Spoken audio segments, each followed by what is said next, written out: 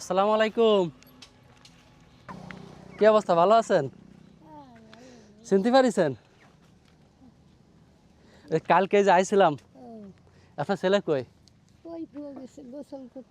আসবে না কন্যা? মেলা সময় লাগবে? তা এদিকে একটা নিরিবিলি জায়গায় আসেন, একটা কথা কই আপনার সাথে। কালকে যে আপনার দেখে গেলাম না, বলেছিলাম যে আপনার জন্য কোনো একটা ব্যবস্থা করবো, বুঝছেন? তা আপনার জন্য আমরা কিছু নিয়ে আইছি। এখন আপনার আমরা বুঝাই দিচ্ছি কি কি আনিছি।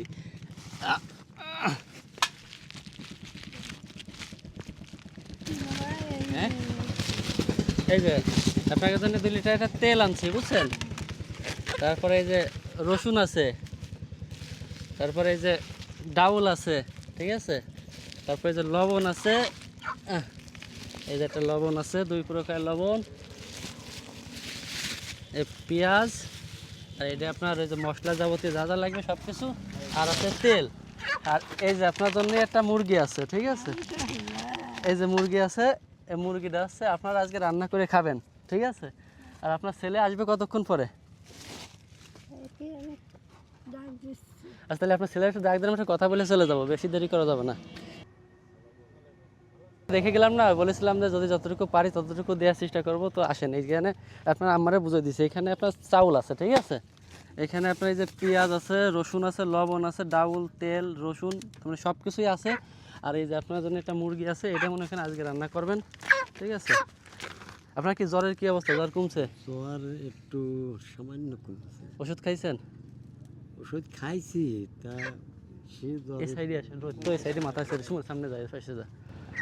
আপনার কাছে আরও কিছু আছে, তো এই যে দাঁড়ান, আমাকে কোনো ঋণ না। শোন দাদি, এই যে আপনার কাপড়টা নষ্ট হয়ে গেছে, এই কাপড়টা আছে আপনার, ঠিক আছে? ধরেন কাকা, আর আপনি গোসল করে আইসে এর ভিতরে একটা লুঙ্গি আছে, এই লুঙ্গিটা আছে আপনার, হ্যাঁ, ঠিক আছে? হ্যাঁ, এগুলো পেয়ে কি আপনি খুশি হয়েছেন? দোয়া করবেন তো?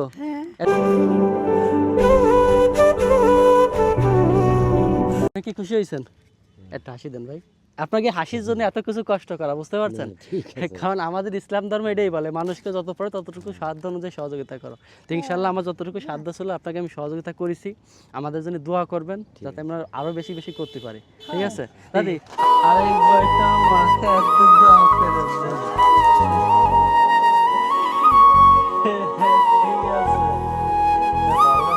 আপনাকে ভিতরে কি ফ্যান ট্যান কিছু আছে, লাইট টাইট? ফ্যান আছে। আচ্ছা, আর মনে এখানে আর কি কি সমস্যা আছে আপনাকে?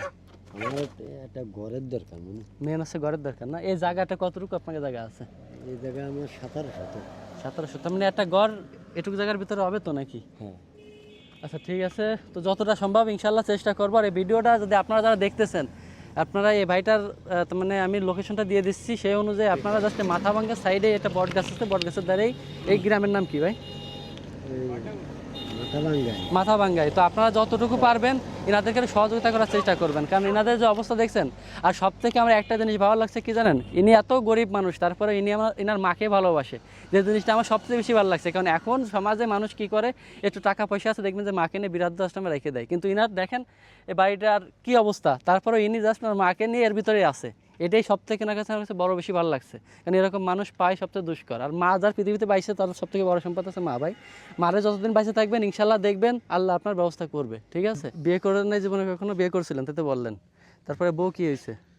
বউ আছে, ওই মার ধরনি ছেড়ে দিছি। মানে মাকে ভাত কাপড় দেয় না, তাই এরকম?